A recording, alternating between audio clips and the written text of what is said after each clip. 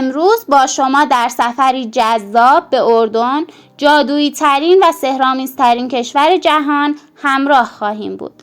در این ویدیو قصد داریم به مناطق تاریخی و دیدنی اردن سفر کنیم. پس تا آخر این ویدیو با ما همراه باشید، چرا که قرار از دیدن این همه زیبایی شوکه بشید. ولی قبل از شروع ازتون خواهش میکنم که کانال ما رو سابسکرایب کنید.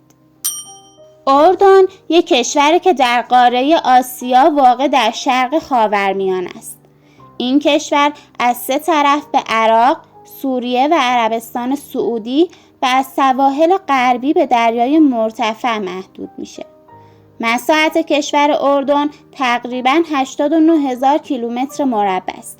اما با این وجود که این کشور کوچک در نظر گرفته میشه، دارای تنوع زیاد و شگفت انگیزی در مناظر طبیعی و مناطق جغرافیاییه.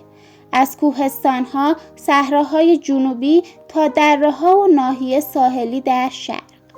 از لحاظ جغرافیایی، اردن دارای تنوع بین‌المللیه و علاوه بر مناطق کوهستانی و صحرایی، دارای دره‌ها، برکه‌ها و رودخانه هاست.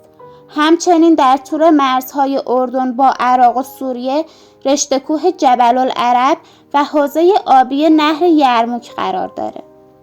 ولی اردن فقط به خاطر مکانهای دیدنیش معروف نیست. اینجا تاریخ خیلی زیادی داره که به قدمت‌های باستانیش برمیگرده. پترا یه مکان باستانی بسیار جذاب و معروف در اردنه.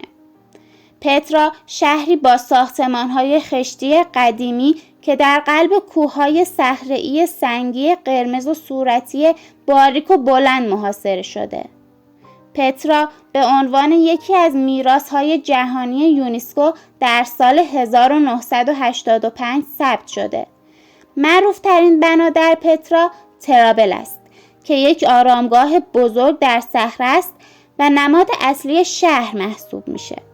در پترا میتونید مجموعه های باستانی دیگری رو هم مشاهده کنید، مانند الحزنت که یک ساختمان در دل صخره است و به عنوان تالار مقابله با سیلاب و ذخیره غذا به کار میره.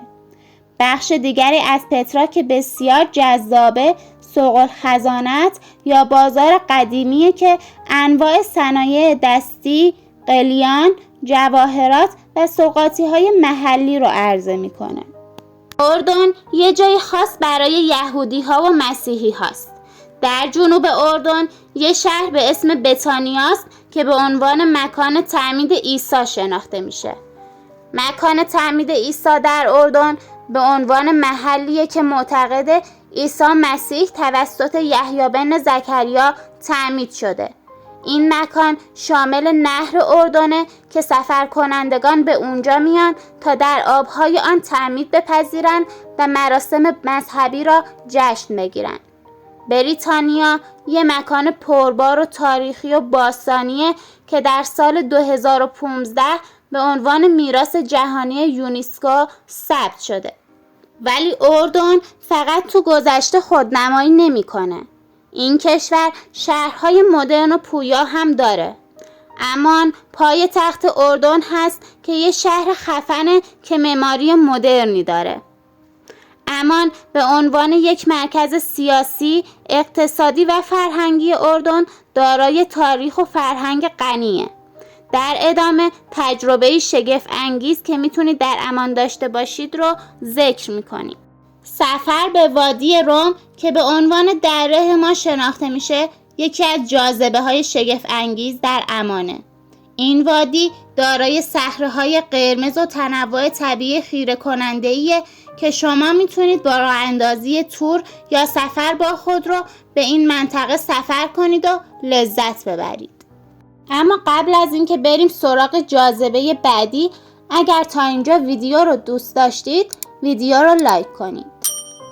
شنا در دریای مرده که یکی از مقصدهای محبوب توریست ها در عمانه. این دریا به دلیل غلظت بالای نمک و فلاتی بودن آن به شما امکان شنا در آبی که شما روی آن شنا نمی کنید را می دهد. تجربه شنا در این دریا بی‌نظیره. قلعه الکرک یه قلعه تاریخیه که در شمال عمان واقع شده.